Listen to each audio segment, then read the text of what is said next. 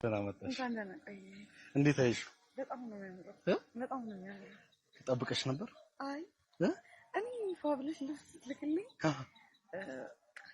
የሆነ ነገር እንዳለ ቀጥሬ ነበር። በፈጣሪ እንዴት ነው ያማረብሽ! ቆይ ጋይስ ሉካት እኔ ያው ዛሬ እንግዲህ ያው ቤተሰቦች በዚሁ አጋጣሚ የደበቀቻችሁ እሷ ናት። እኔ ግን ጉዳዩን ደርሼበታለሁ። እንደምታዩት ዛሬ ከእግዚአብሔር ጋር ነፍሰ ጡር ናት የኔ ውድ ሚስት እና እግዚአብሔር ለኔ ፈቅዶ ይሆናል ብሎ እቺ ልጅ ስለሰጠኝ ከልብ አመሰግናለሁ። እግዚአብሔር ለሚወደው ሰው አይደል ልጅ የሚሰጠው ሲወድ ሲያምንብህ አይደል ይሄን ነገር የሚያደርገውና ዛሬ የደስታችን ቀን ነው።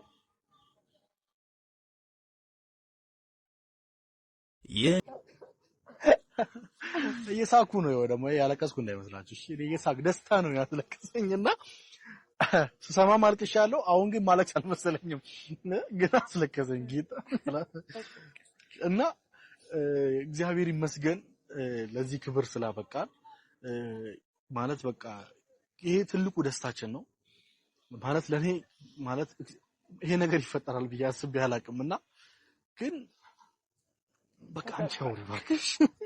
የትንሱን እርግዝና ስትሰማ ሩታ ምን አለች ሚለውን የማቀርብላችሁና እስከ ቪዲዮ ፍጻሜ አብራችሁን ቆዩ።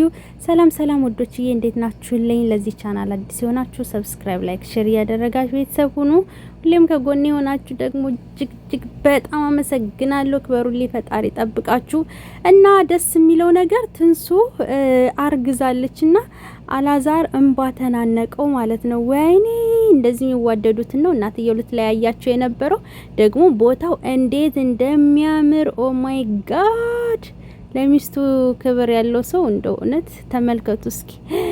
ወይኔ አለባበሳቸው በቃ ቱርክ በሏቸው።